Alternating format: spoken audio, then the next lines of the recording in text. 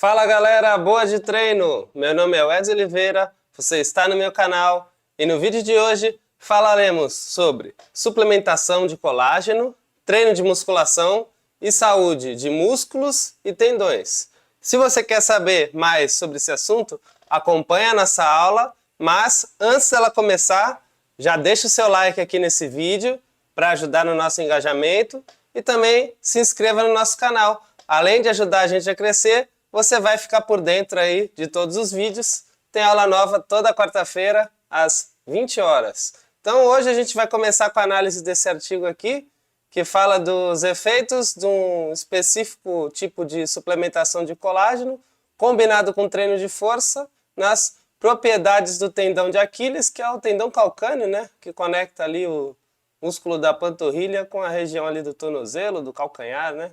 Então esse foi um artigo publicado aí recentemente, abril de 2022. Ele foi feito por um grupo de pesquisadores europeus, aí tem gente da Áustria, da Alemanha, enfim, diversas nacionalidades. Então, para a gente entender melhor aqui e interpretar os resultados desse estudo, vamos falar um pouquinho sobre os principais temas aí, né? Que é o colágeno, o músculo e o tendão. Então, vamos falar primeiro do colágeno. Colágeno é um tipo de proteína, né? E as proteínas, elas compõem basicamente 20% da massa total, do peso total do nosso corpo. A gente tem a água como principal componente da massa corporal e, em segundo lugar, as proteínas. Falando aí do colágeno especificamente, ele é uma proteína que compõe a estrutura de diversos tecidos, né? A gente tem aqui o exemplo na imagem. Então ela compõe boa parte da estrutura muscular, boa parte da estrutura óssea, das cartilagens, dos tendões, da pele, enfim, de diversas estruturas.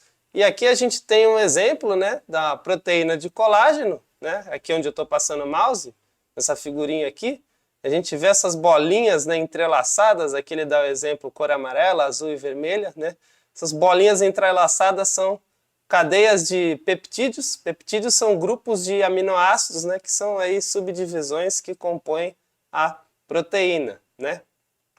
E o colágeno tem tipos diferentes e de acordo com a estrutura, como as citadas aí, músculo e tendão, né, que é o principal tema aqui, eles têm tipos de colágenos diferentes na sua composição, né, predominantes e entre os tipos de colágeno, né, que são diversos. E você pode aí ter disponível no mercado suplementos específicos de colágeno, né, dependendo aí do seu tratamento, da sua pureza, dos seus processos químicos, que podem fornecer colágenos mais específicos de acordo com cada função que ele cumpre, né, em determinados tecidos. Então, a promessa de algumas das suplementações de colágeno é fornecer um tipo de colágeno específico que vai ser conseguido ali, né, via suplementação, via digestão e nutrição daquele componente, você, né, a partir de vários estímulos, não só da alimentação, como o treino, inclusive, conseguir utilizar para fortalecer a estrutura de determinado tecido, já que a gente viu que a principal função aí do colágeno é a função estrutural. E como diz aí, 20% da massa total do corpo é proteína e desses 20% total de proteína, cerca de 30% dessa proteína é colágeno. Então a gente tem colágeno em abundância, né, no nosso corpo. A gente também falou, né, que ia comentar aqui sobre músculo e tendão. Então aí nessa imagem, como esse artigo aqui, ele fala, né, sobre treinamento da panturrilha, tendão de Aquiles, que é o tendão calcâneo, né? Então já peguei aqui para exemplificar uma imagem aqui de músculos da panturrilha, do próprio tendão de Aquiles. Aqui a gente tem outras estruturas também listadas, mas vamos focar aí principalmente nessas duas, né? E vamos falar de mais algumas estruturas importantes, né? Então a gente consegue ver aqui, ó, ossos do pé, ossos da perna, né? Quando esses ossos aqui, né, eles se encontram, eles formam uma junta, né, uma articulação, né? Aqui a gente tem diversas articulações, mas popularmente a gente simplifica o nome dessas diversas articulações aqui nessa região como tornozelo, né? Então, para essas articulações se movimentarem, a gente precisa de alguém para produzir força para elas. Esse alguém é o músculo, mais especificamente o músculo esquelético estriado, ou estriado esquelético, como queira dizer. Que é o músculo que a gente treina na academia, na musculação, um músculo que a gente consegue contrair, alongar de forma voluntária, né? A gente tem outros tipos de músculo no corpo, mas vamos focar nesse aqui. Então, no nosso exemplo, a principal função dele é o quê? É promover o movimento dessas articulações ou a estabilização delas. Falando em estabilização, tem outras estruturas também que ajudam bastante na estabilização da articulação, que são os ligamentos. Ligamentos esses ali que fazem, né, a ligação entre os ossos aqui, que possibilitam a articulação, né, ficar estável e coesa. E outra estrutura importante que aparece aqui, que a gente já citou, é o tendão. No caso aqui, tendão de Aquiles, né? Mas a função do tendão basicamente é o quê? Conectar o músculo ao osso, né? Então essa energia aqui que é gerada pelo músculo para movimentar ou sustentar a posição de uma determinada articulação, ela precisa de uma comunicação com o osso para fazer essa transmissão de energia. E essa conexão é o tendão, né? Então ele tem a função principal de transmitir essa energia, né? E às vezes também, dá um exemplo aqui da corrida, ou da caminhada, né? Como queira.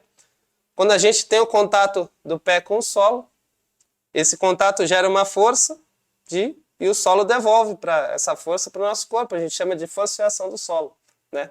Então uma das funções do tendão é absorver parte dessa força gerada pelo solo, com o contato do nosso pé, e devolver para o músculo, como se fosse uma força gerada, né, sem a gente precisar de gastar energia. E essa característica do tendão ela é transmitida a partir aqui da rigidez do tendão.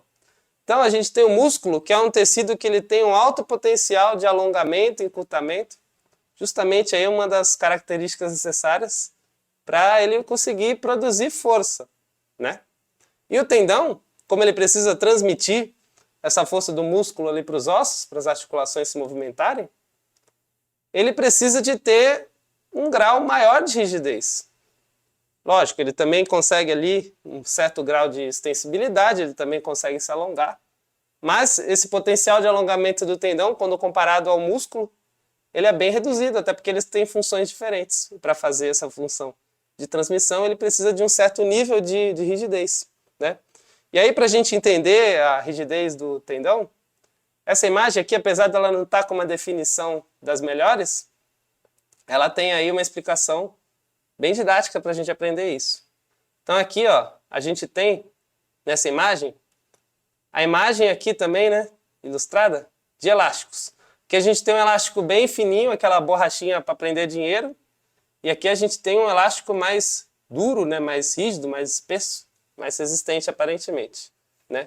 Então o tendão, se ele tiver pouca rigidez, né, se ele precisar aí de pouca força, pouca resistência para ele se alongar, para ele aumentar o seu comprimento, ele vai funcionar tipo uma borrachinha de dinheiro. Qualquer coisinha ali você alonga ela, né?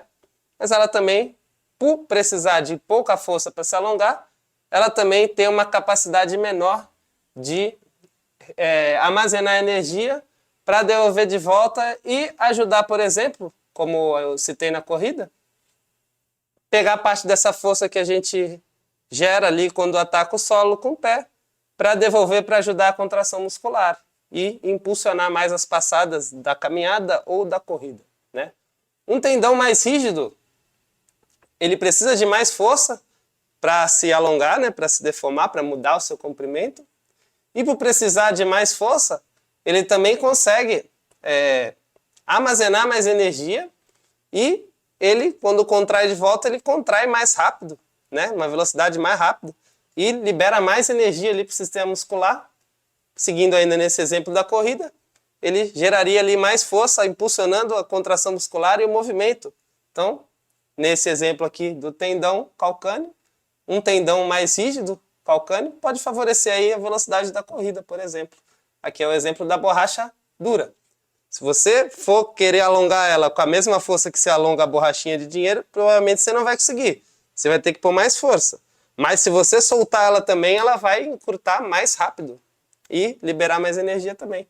Basicamente, aí é um exemplo para a gente entender a rigidez do tendão.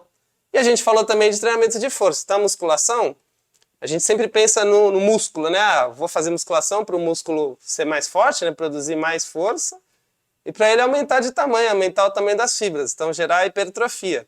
Mas esse efeito também de crescimento, de aumento de espessura, ele também acontece no tendão, lógico, com uma magnitude bem menor do que acontece no músculo, mas a musculação também é capaz de aumentar a espessura do tendão e aumentar a rigidez do tendão, contribuindo aí na sua resistência a lesões, estiramento, e também nessa questão aí, como eu citei da corrida, no auxílio, né, de aproveitar essas forças aí geradas em situações de impacto para devolver essa energia ali para o corpo melhorar o seu trabalho, né, que é produzir movimento nesse exemplo que a gente está citando aí.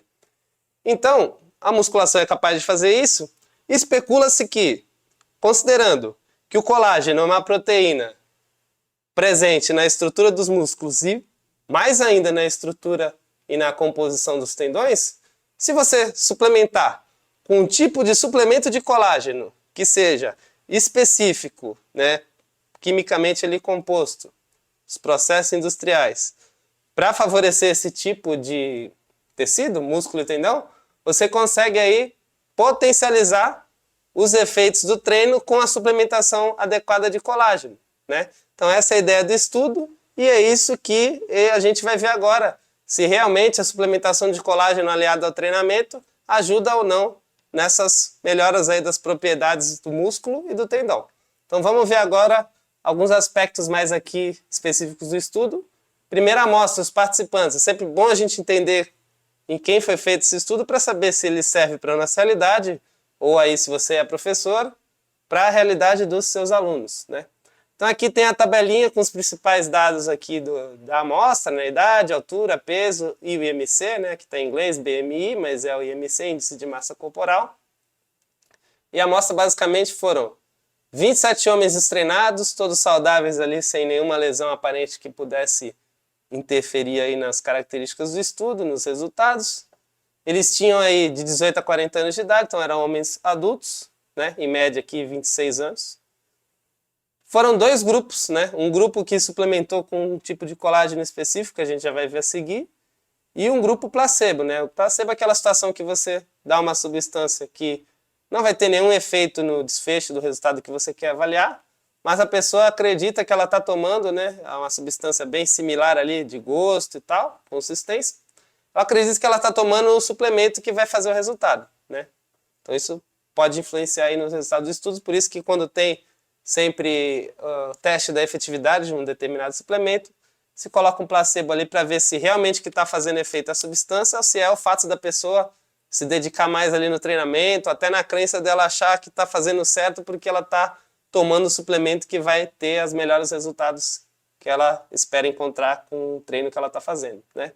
E ambos os grupos treinaram musculação. Então, além do suplemento ou do placebo, eles fizeram aí o mesmo tipo de protocolo de treino para identificar essas potenciais mudanças aí no músculo e no tendão geradas por o efeito da suplementação de colágeno, né?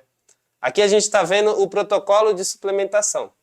Então, o grupo que tomou o colágeno, ele tomou 5 gramas por dia, né, ao longo do período do estudo, e o colágeno utilizado foi esse aqui, ó, o produto Tendoforte da empresa Gelita, né, que é o que está aqui mostrado na imagem. Lembrando que isso não é uma recomendação de compra do colágeno aí da marca e empresa que eu citei aí, é simplesmente o produto que eles utilizaram no estudo. Então, por isso que ele está sendo divulgado, né? Não tem nenhuma propaganda aqui de produto. Inclusive, no artigo desse estudo aí, que sempre todos os estudos que eu mostro têm as referências dele, como acessar, na descrição do vídeo, que você pode acessar lá, tem toda a composição de aminoácidos, né? A porcentagem e tal, desse tipo de colágeno, né? Então, caso você queira ter um resultado semelhante ao que eu vou mostrar aqui, devido à suplementação dessa marca de colágeno, você sabendo a composição dele, você consegue ver se outras marcas de outras empresas, né, como possui uma configuração aí de aminoácidos semelhante ao desse modelo aqui, que aí você consegue, né, ver se... Não adianta só comprar o colágeno, às vezes o tipo de colágeno que você compra não necessariamente vai ser necessário para gerar os resultados que você quer, né? Então, para ter os resultados que vai ser mostrado aqui, tem que ser esse tipo de colágeno, que foi o colágeno testado, ou um colágeno que tem ali a composição de aminoácidos, processos químicos, enfim, semelhante ou iguais ao dessa marca que está sendo exposta aí no estudo, né? E aí teve o grupo placebo. O placebo tomou malto, né, maltodextrina, que é um suplemento de carboidrato na mesma quantidade e que ele não tem nenhum efeito, né, em melhora das propriedades do músculo e do tendão, do que a gente vai ver aqui. Mas foi feito ali uma maltodextrina na mesma quantidade, sabor e tal, do suplemento de colágeno. Deu para as pessoas sem saber se estava tomando colágeno ou placebo, para todo mundo acreditar que estava tomando suplemento de colágeno, né? Então, a malto, geralmente, para quem viu aqui estudos de suplementação, geralmente a maltodextrina é utilizada como placebo. Na maioria dos estudos, principalmente os que envolvem questão de proteína, whey protein, colágeno, assim, creatina, enfim. Geralmente a malto é utilizada como placebo, né? E ambos os suplementos foram consumidos com a mesma quantidade de água, suplemento em pó ali diluído 250 ml de água, para ter essa equiparação, né? Para as pessoas não desconfiarem do que elas estavam realmente ingerindo, né? Aqui a gente tem o protocolo de treinamento. Lembrando, protocolo de treino para quem precisa de um gás nos treinos, melhorar resultados, treinando em casa ou na academia, emagrecimento, hipertrofia, melhora da saúde, proteção de lesões. Pode estar contratando a minha consultoria online, Projeto 12, para você ter aí o meu auxílio, a minha prescrição de treinamento para você obter os seus melhores resultados com a minha assessoria. Então, também aí na descrição, todas as formas de contato, é só falar comigo que a gente manda bala nos treinos aí. E o treino feito nesse estudo, ele utilizou 2 exercícios. Como foi ali para a região da panturrilha, né? Então a gente tem aqui 2 exercícios bem básicos, bem clássicos da panturrilha que a maioria de vocês tem acesso na academia. Que foi a máquina de panturrilha em pé, né, com o joelho esticado, e a máquina de panturrilha sentado com o joelho flexionado, né? Esses estudos eles têm ações diferentes nos músculos da panturrilha. A gente já discutiu isso em vídeos passados, você pode procurar aí no canal que você vai achar com certeza nas nossas playlists. Eles têm alguns efeitos diferentes, por isso que eles usaram 2 movimentos diferentes aí para deixar o treino mais abrangente. Esse treino ele foi feito por 14 semanas, né? Lembrando que ele foi igual, tanto no grupo placebo quanto no grupo que consumiu o colágeno. Ele foi feito por 3 vezes por semana, e aí as características do treino, elas foram, né, partindo de um volume maior de repetições e de uma intensidade maior de carga máxima dinâmica, né, o peso movimentado, para um menor volume de repetições e um aumento na intensidade da carga levantada. Então começou com 3 séries de 12 repetições máximas, né, repetição máxima até a falha, até o máximo que a pessoa conseguia fazer, né? Começou com 12 repetições e nas semanas finais foi diminuindo até chegar em 6 repetições. A carga começou com 70% do máximo, ou seja, uma carga mais leve para mais repetições, e na medida que as repetições foram diminuindo, foi compensado com o aumento da intensidade, 85% da carga máxima, né?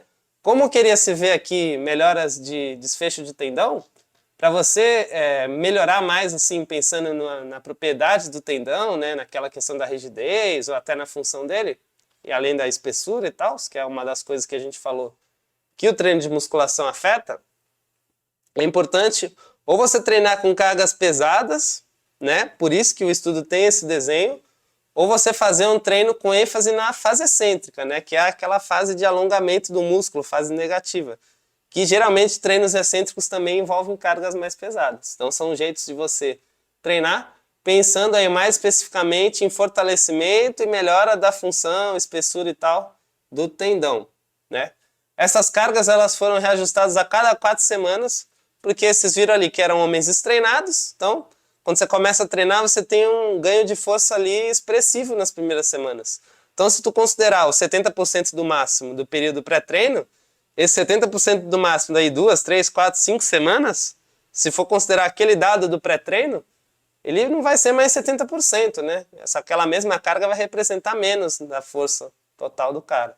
Então eles foram reavaliando para estar reajustando ali, né, essa carga e garantir que ficasse sempre ali dentro desses 70% a 85% que eles estipularam, né? Outra coisa que foi mudando também foi o descanso, né? Com cargas menores, você precisa descansar menos tempo, né, para conseguir desempenhando a série. Então os descansos começaram ali na casa de 1 minuto. né? 1 minuto entre séries, para os 2 exercícios.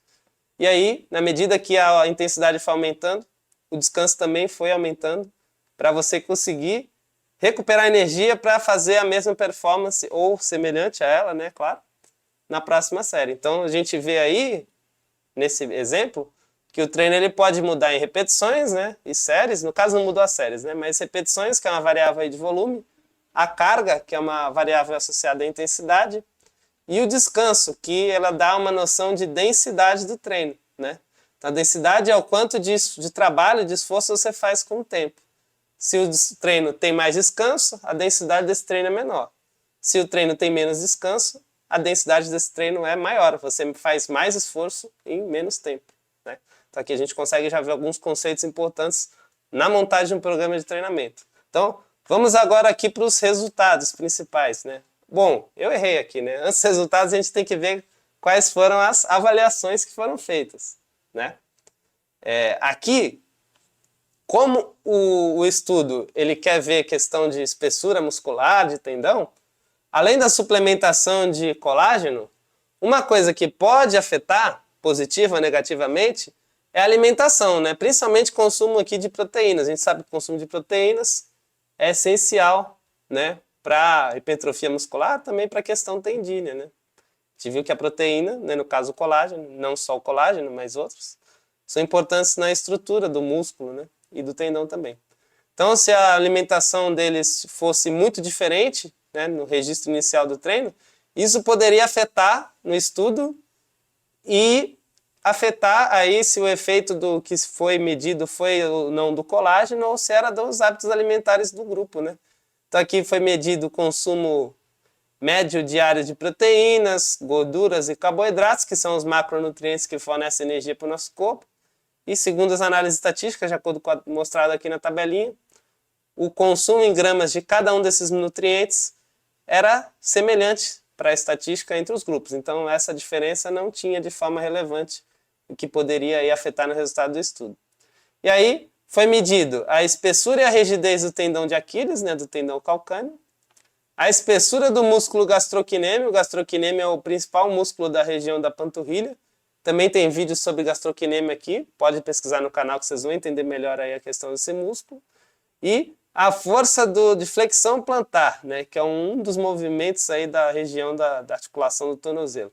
A flexão plantar basicamente é o movimento que a gente faz ali, força principal no exercício de panturrilha, o movimento de ficar na ponta do pé. O movimento no exercício de panturrilha é quando a gente contrai o músculo, né, fase concêntrica positiva, né. Aqui dá um exemplo de flexão plantar, apesar dessa imagem ser do teste de rigidez do tendão, né, aqui está em flexão plantar, nessa imagem, né. Agora sim a gente vai para os resultados de estudo, né. Então aqui já consegue nessa figura, já nos gráficos que estão aí, né, mostrados, já entender todos os principais resultados desse estudo, né. Então aqui a gente tem gráficos da área do tendão de Aquiles, o que mostra ou não ganho de espessura. Aqui a gente tem a rigidez do tendão de Aquiles, né, que é uma medida de função do tendão. A gente falou da rigidez do tendão e da importância dessa medida, né, dessa função do tendão. Aqui a gente tem uma medida de força, né, do gastrocnêmio. Força, uma das funções musculares, né, então uma medida de função do músculo. E aqui a espessura muscular do gastrocnêmio também, o músculo principal da panturrilha, né? Então a medida de espessura desse músculo. Então a gente tem aqui, ó, em branco os gráficos, né, do grupo placebo, e em cinza o gráfico, né, os gráficos no caso, do grupo que suplementou o colágeno. E aqui a gente tem os momentos pré e pós-treino. Aqui, já adiantando o resumo dos 4 gráficos, comparando o aumento pré e pós-treino, tanto para o grupo placebo quanto para o grupo que suplementou com colágeno, eles tiveram melhoras nos 4 índices aqui mostrados e avaliados, né? Espessura do tendão e do músculo, função, no caso rigidez do tendão, e função, no caso produção de força do músculo, gastrocnêmio. O que é totalmente esperado. Eram sujeitos destreinados, treinaram ali o protocolo de treino, bonitinho, bem montado, era esperado sim que eles iam melhorar, né? Todos esses parâmetros aqui. Né? Provavelmente isso aconteceria também com indivíduos treinados, né? A depender do nível de treinamento e do protocolo de treino. Mas isso é o que se espera. Você treinou, você melhora a força do músculo, você melhora a função do tendão, capacidade de, né, resistir cargas, e você também melhora a espessura do tendão e do músculo. Isso é bem esperado, né? E aí o que muda aqui? O que a gente vê de diferente com a suplementação desse tipo de colágeno mostrado anteriormente? Aqui, ó, esses dois gráficos, o gráfico da área do tendão de Aquiles, do tendão calcâneo, e o gráfico da área do músculo da panturrilha, gastrocnêmio. Então, tamanho e espessura do tendão, né? E espessura muscular, hipertrofia muscular. Esses dois gráficos estão com o símbolo aqui do asterisco. Esse símbolo do asterisco, ele demonstra a diferença estatística entre os grupos, né? E aqui a diferença estatística favorece, nos dois casos, tendão e músculo, o grupo que suplementou com colágeno. Então, essa diferença, esse aumento da espessura do tendão e esse aumento da espessura muscular, ele foi mais significativo quando nos testes estatísticos aqui selecionados pelos autores do estudo, no grupo que suplementou colágeno. Então a gente quer dizer aqui que nessas duas situações, a suplementação de colágeno, ela obteve um resultado melhor, mais expressivo do que, mais expressivo, melhor dizendo, do que somente o treinamento, né? Para essa amostra aí de homens que foi estudada. Então, o que a gente viu aqui nesse estudo de forma geral? Que ambos os grupos, né? Treinou, independente se está tomando ou não colágeno, treinou, você vai conseguir ter uma melhora de parâmetros musculares e tendíneos. Melhora aí que vai significar em aumento de desempenho desses tecidos e também aumento da sua proteção ali contra lesões, né? O que é positivo não só para pessoas que treinam por estética, por saúde ou performance, é positivo para todo mundo, né? Porém, se você suplementar com esse tipo de colágeno aí demonstrado, né, que tenha essa marca, né, ou a mesma composição ali de aminoácidos, que como eu falei está no artigo que você consegue acessar na descrição desse vídeo, assim como o acesso ao meu contato para o treinamento, você consegue ter um ganho mais expressivo na espessura do tendão de Aquiles e do gastrocnêmio, que é o principal músculo da panturrilha. Então, com esse tipo de suplementação de colágeno, você consegue potencializar um pouquinho os resultados do treino, né? Lembrando, foi num período de 14 semanas, não dá para saber se com mais tempo de suplementação isso ia aumentar os resultados ainda melhor ou se ficaria estável ali nessa magnitude, né? Se esses ganhos são sustentados ou não com a continuação da suplementação de colágeno, se num grupo de pessoas treinadas, de mulheres, de idosos, enfim, se isso ia aumentar ou não dar nenhum resultado a mais com a suplementação de colágeno, enfim. Mas esses estudos mostram resultados interessantes, que a gente pode sim obter benefícios musculares e tendíneos, né, da suplementação de colágeno, e esse tipo de colágeno foi específico para isso. Então, essa foi a mensagem do dia. O colágeno sim pode ter um efeito benéfico na musculação, nos músculos e também no tendão. Caso você já tenha alguma experiência positiva ou negativa com a suplementação de colágeno, comenta aqui nesse vídeo. E, mais uma vez, deixe o seu like e faça inscrição no nosso canal. E fique atento aí que na próxima quarta-feira tem vídeo novo aqui para vocês. A gente se vê lá, aquele abraço e até o próximo vídeo.